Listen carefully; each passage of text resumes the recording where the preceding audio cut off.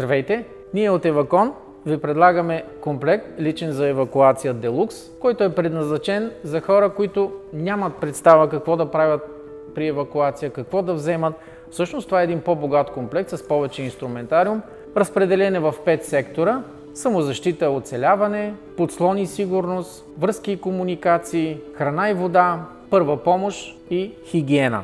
Всичко това е комплектовано в здрава, удобна тактическа раница с достатъчно джобове, вътрешни, външни. Обезопасена е с различни допълнителни презрамки. Стремежът е да е достатъчно лека, но в същото време удобна и сигурна. Капацитет около 45 литра. Ще ви покажа различните неща, които съдържа тази раница.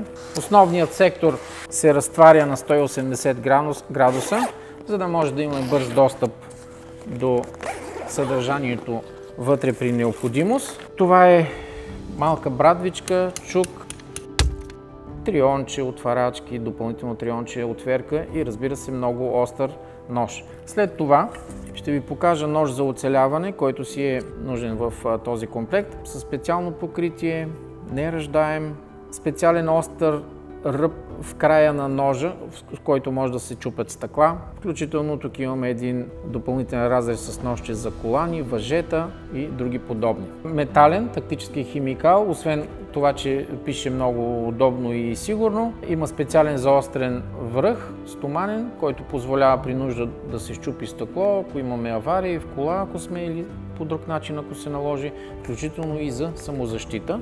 Здрав, удобен, силен, бих казал, метален химикал. Една запалка, която е нужна при всяко едно условие, независимо дали е топло, студено, мокро, влажно, дори да е мокро, едно забърсване е достатъчно. Всъщност това е магнезиева запалка и с този край много бързо можем с помощта на искри и малко сухи мъх, трески, каквото и там под ръка да имаме, ще си запалим огън. Допълнително инструмент, една метална пластина, отново много функционална, с едно допълнително въженце, с режещи ръбове, инструменти, гаечни, също би била подходяща за някои случаи, които се наложи и дори ремонт на нещо да направим. Силно въже, паракорд въже или така нареченото парашутно копринено въже, което е изключително здраво, 10 метра. Една допълнителна гривна, което основното съдържание е също от парашутна коприна. Тази гривна може да се носи удобно на ръката, като в нея в краищата има допълнително още една магнезиева запалка, която също може да произведе искра и огън при необходимост, силна свирка и един компас, който може да ви ориентира в лошото време. Ето едно пончо, което всички знаем, може да ни предпази от намокране, от влага, особено когато сме в непредвидена среда. Алуминиево фолио за спешни случаи, като казвам одяло, въпреки така компактни на пръв поглед невзрачен размер, всъщност това е изключително добро одяло, ползва се включително от специални части, от много хора, които къмпингуват по планина в студено време. Всъщност това е едно специално фолио, което когато се загърнете, запазва топлината ви да не излиза навън и по този начин много бързо ще позволи да се стоплите в всякакво време.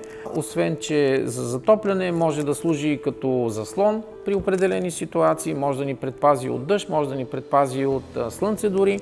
Самото фолио е здраво, можем да го ползваме и като торба за съхранение на някакви неща, включително и да пренесем вода, а и дори да я стоплим и на огън.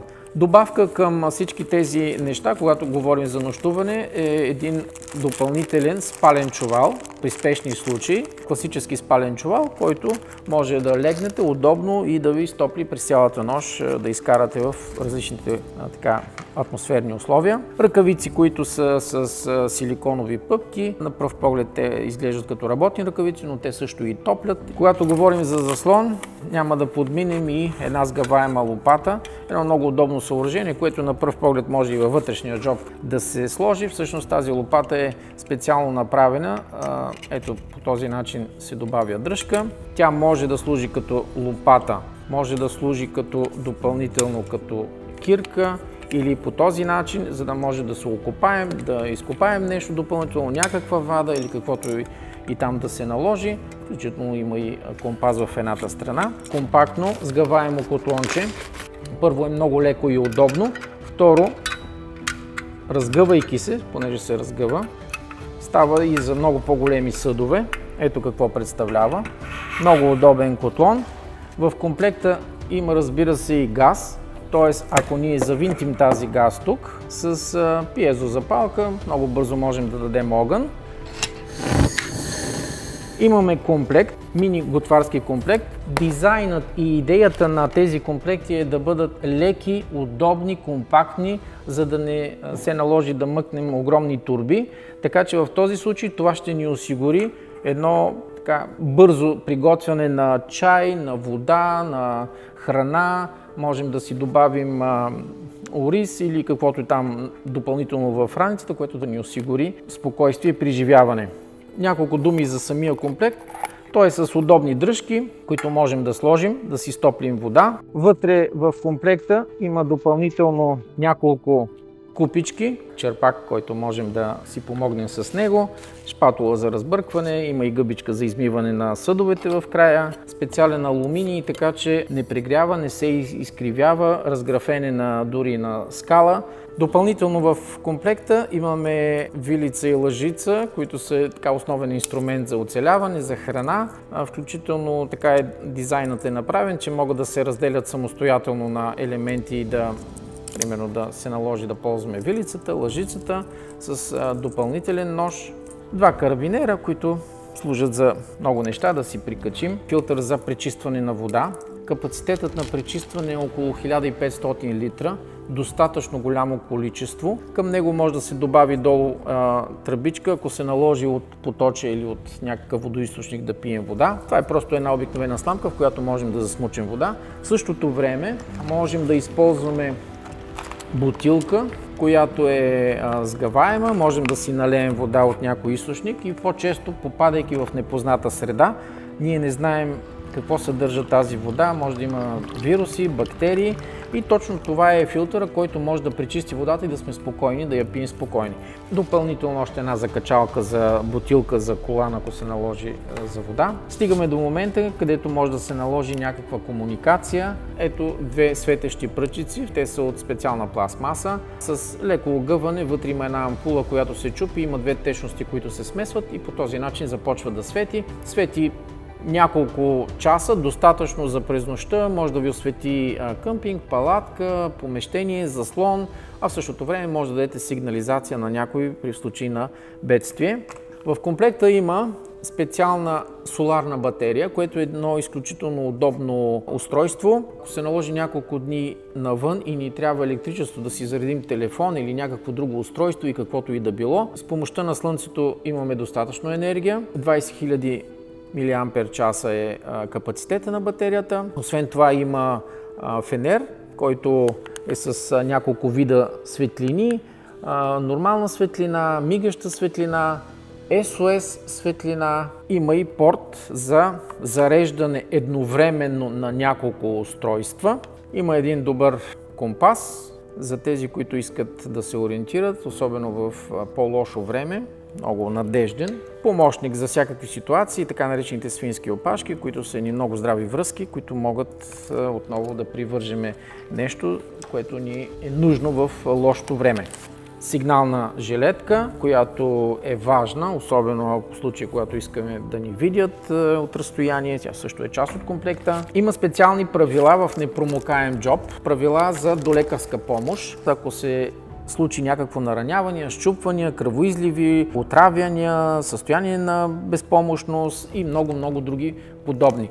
Удобни практични правила. Съветът е в този джоб да може да си добавите още материали, има съвети, включително ако имате деца, какво да добавите в раницата, така че може подробно да се запознаете и от нашия сайт. Фенерче, което е с няколко вида светлини, отново мигаща, по-слаба, по-силна, много силно LED фенерче, метално с закачалка, може във вътрешния джоб и да ни доставя осветление дълго време, включително и резервна батерия. Чай и кафе, това си е част от комплекта. Силна свирка, която свирка е задължителна за такъв комплект, защото може да се наложи да дадем сигнал, да ни чуят, да ни спасят, особено ако сме затиснати, подразвалени и така нататък. Идва момент на първия джоб, който е предназначен за първа помощ, за хигиена. Тук има също допълнителни правила какво да правим, когато ни се наложи първа помощ. Нитрилови ръкавици, познатите мокри кърпи, сухи кърпи, дезинфектант за малко повече хигиена, маска еднократна. И искам да ви покажа този комплект за първа помощ. Той наистина е комплект, не е обикновена аптечка, защото вътре има неща, които са доста по-интересни, специално дизайни, разработени за оцеляване. Не е обикновена аптечка, сега ще ви покажа защо. Наред с ножичка, отново имаме метална силна свирка, комплект безопасни игли, триъгълен бандаж, ако се наложи, ако имам за обездвижване на ръце, на крака, ролка бинт, още едно одяло, което е от фолио, пинцета, допълнително клечки, различни спиртни, алкохолни, безалкохолни подложки, още един инструмент, пакет за незабавен лед, ако се наложи счупване и трябва да направим лед.